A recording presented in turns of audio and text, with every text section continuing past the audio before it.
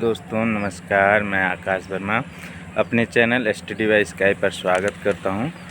3 नवंबर को एग्ज़ाम है, तो मेरे पास कई साथी कमेंट किए थे कि सर कैसे पढ़ाई किया जाए।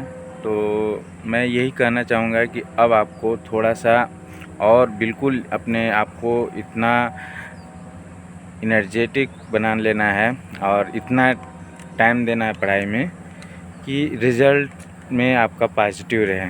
ठीक है, अब मैं बताता हूँ आपको कैसे क्या करना है। सबसे पहला काम आपको अभी 3 नवंबर से पेपर है, तो क्या करना है कि आपको अपने घर में थोड़ा बोलिए कि जब आप टेस्ट देने जाओ तो बोल दो कि मुझे 3 घंटे तक कोई डिस्टर्ब नहीं करेगा। या तो आप किसी ऐसे रूम में मतलब अलग आप पॉसिबल हो तो आप अलग रूम में रह के पढ़ लीजिए और अलग रूम में रहेंगे तो वहाँ पे डिस्टर्ब होने का कोई चांस नहीं रहेगा। ठीक है, अब उस 3 घंटे में आपको बार बार उठ के पानी नहीं पीना है या पता चले कि आप वॉशरूम जा रहे हो। मतलब बिल्कुल आपको ऐसा अपने आप को खुद को डिसिप्लिन में रखिए। जब आप डिसिप्लिन में रखोगे तभी हो सकता है रिज़ल्ट आ पाएगा। ठीक है, खुद को इतना डिसिप्लिन में रखिए कि टेस्ट देने के बाद, ठीक है, मतलब ये समझिए कि 135-140 नंबर आए उसमें। ठीक है, उसके बाद आपको क्या करना है, टेस्ट दे दिए आप। टेस्ट जब आप दे रहे हैं, टेस्ट देने के बाद आपको क्या करना है, जो भी क्वेश्चन आपको गलत हो गया आपका टेस्ट देने में उसको नोट करिए। ठीक है, नोट करिए और एक ऐसा कॉपी बनाइए, अपने पास नोट्स बनाइए। जो भी टॉपिक हो या कोई क्वेश्चन ऐसा हो जो बार बार रिपीट हो रहा हो और आप उस क्वेश्चन को गलत कर दे रहे हो किसी कारणवश, तो उसको नोट करिए और सही आंसर लिखिए उसमें। सबसे अच्छा तरीका है, फिर आप जब एग्ज़ाम आएगा पास में तो उसको रिवीजन करिएगा। ठीक है, और उसके बाद आपको क्या करना है, जो कि जिनके पास आर के राजपूत हैं, जिनके पास भी आर के राजपूत बुक है, वो लोग बिल्कुल सीरियस होकर के एक बार आर के राजपूत को दोहरा लें। उस आर के राजपूत अगर आप कंप्लीट कर लेते हैं तो ये मान के चलिए कि आपका रिज़ल्ट मैं मानता हूँ कि कंफर्म हो जाएगा।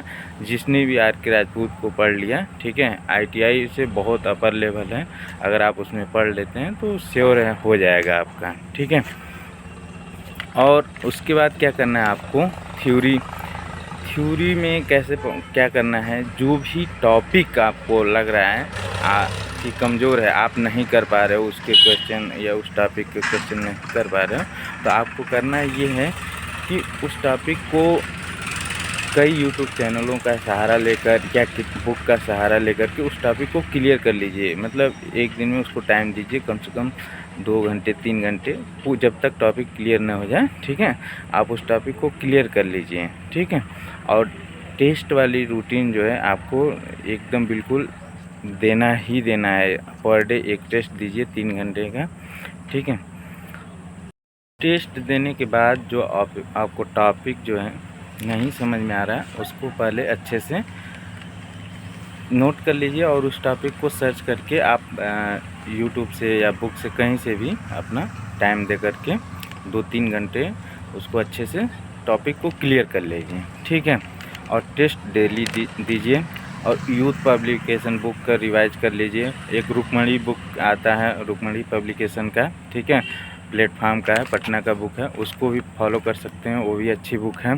जिनका इंग्लिश अच्छा है वो आर के राजपूत को ही पढ़ें अच्छे से।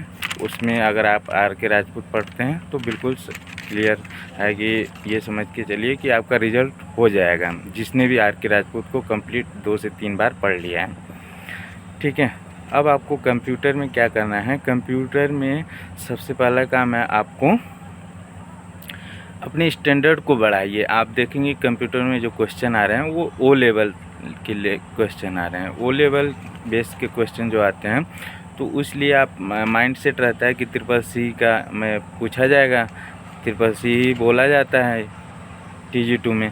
ऐसा नहीं है, आपको O लेवल की पढ़ाई करनी है। O लेवल तक के जो क्वेश्चन है उसको सर्च करने है। जब भी आप यूट्यूब पे जाइए तो O लेवल के क्वेश्चन सर्च करिए, बेसिक इंटरनेट का और MS ऑफिस का जो भी है वो आप ओ लेवल के क्वेश्चन सर्च करिए, ठीक है।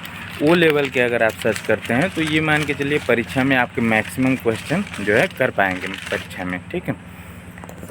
बस यही सब हैं, और जो भी चीज़ें अपडेट आएगा मैं आपको अपने चैनल से अपडेट दे दूंगा, ठीक है। टेस्ट दीजिए, यूथ पब्लिकेशन बुक का रिवीजन कर लीजिए, ठीक है। और जिनको इंग्लिश में समझ में आती है वो आर.के. राजपूत बुक को पढ़ लें, और यूथ पढ़ें, और रुक्मणी पब्लिकेशन की बुक पढ़ लें। और टेस्ट में ऐसा अपने आप को खुद को डिसिप्लिन में रखिए कि बिल्कुल आप परीक्षा हाल में हो, ठीक है। कोई डिस्टरबेंस नहीं होना चाहिए। अगर पॉसिबल हो तो आप लाइब्रेरी ज्वाइन कर सकते हैं, अगर नहीं ज्वाइन कर पा रहे हैं तो आप अपने घर में ही ऐसा माहौल बनाइए बिल्कुल शांत, डिसिप्लिन में, खुद को अपनी डिसिप्लिन में रखिए, ठीक है। तभी आप एग्ज़ाम सही से क्लियर कर पाएंगे। उस देखिए, इसमें जब पेपर नज़दीक आ गया तो पूछेंगे आप कि सर मुझे कितना घंटा पढ़ना चाहिए, तो मेरा एक ही उत्तर होगा कि आपका दैनिक जो क्रिया है उसको छोड़कर आप जितना भी टाइम दे पा रहे हो दो पढ़ाई के लिए। मैं आपको अपना रियल स्टोरी बता रहा हूँ। जब मैं पिताजी को दवा कराने ले जाता था तो हॉस्पिटल में कभी कभी लाइन में लगता था, तो वहाँ पे भी मैं ईयरफोन लगा करके कोई भी टॉपिक, थ्योरी हो, हिंदी हो, कुछ भी मतलब सुना करता था। और उसमें से अगर वो 10 क्वेश्चन भी बताते हैं तो हो सकता है कि 10 में से 3 या 4 क्वेश्चन आपको याद हो जाए, माइंड में क्लिक कर जाए और वो हमेशा के लिए फिट हो जाए। तो इस चीज़ का इंतज़ार नहीं करना है कि बिल्कुल जब हमारे पास बिल्कुल एकदम साइलेंस मोड में रहेंगे, अच्छा बिल्कुल माहौल रहेगा तभी हम पढ़ाई। कभी भी देखिए, ये समाज है और आपके आसपास शोर शराबा ये सब होता रहता है, ठीक है। तो पढ़ाई को अपने आप को इतना मतलब वो रखिए कि चाहे आप किसी भी परिस्थिति में हो, ठीक है, पढ़ने का प्रयास करिए कि नॉलेज लेने का। कोई भी टॉपिक हो, चाहे थ्योरी हो, कंप्यूटर हो, हिंदी हो, रीजनिंग हो, मैथ हो, कोई भी हो, तो आप उसको अध्ययन करने का प्रयास करिए। कोई भी क्वेश्चन मिल रहा है उसको सॉल्व करने का प्रयास करिए, ठीक है। इन्हीं सब चीज़ों से आदमी धीरे धीरे सीख करके ही आगे बढ़ता है, और ये अचानक कोई चीज़ नहीं हो जाता है, ठीक है। जब आप रेगुलर किसी चीज़ को प्रैक्टिस करते हैं तभी सफलता मिलती है। अगर आप सोचो कि मैं एक दिन में पढ़ के कर लूँ तो पॉसिबल ही नहीं है। आपको सबसे पहला काम है रेगुलर अपने रूटीन को बनाइए। रूटीन जब आप बना लेंगे तभी आप कुछ कर पाएंगे। हमेशा रेगुलरिटी रहेगा, निश्चित है सफलता मिलेगी ही मिलेगी, ठीक है दोस्तों। धन्यवाद।